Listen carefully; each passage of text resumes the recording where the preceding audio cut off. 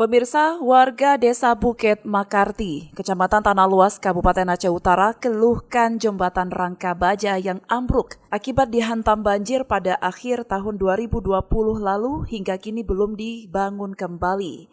Jembatan ini merupakan salah satu akses penghubung Dusun Lebuk Klit dengan Bareblang, Kecamatan Merah Melia, dan Desa Bukit Makarti, Kecamatan Tanah Luas, ke Desa Darussalam, Kecamatan Geredong Pase, Aceh Utara.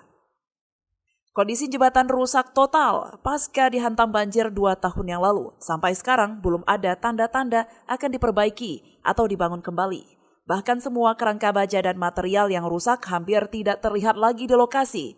Seolah-olah tidak pernah ada jembatan penghubung di lokasi ini.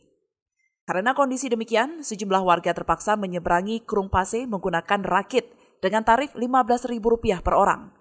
Kondisi ini sangat menghambat aktivitas warga, terlebih di saat banjir atau debit air sungai tinggi dan tidak bisa dilalui. Sementara kebutuhan warga yang sangat mutlak seperti pelayanan kesehatan yang harus ke ibu kota Kecamatan Geredong Pase karena lebih dekat dibandingkan ke Tanah Luas. Begitu pula dengan segala keperluan lainnya.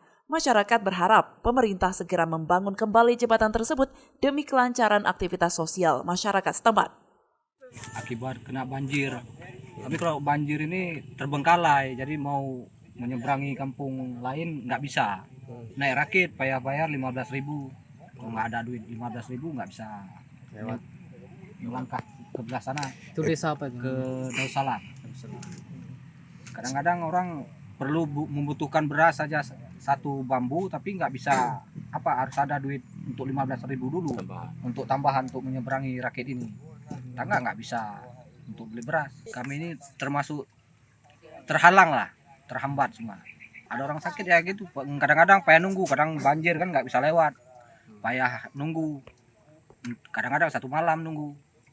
Harapan kami secepatnya dibangun, jangan sampai berlarut lagi. Dari Aceh Utara, tim liputan melaporkan untuk Puja TV Aceh.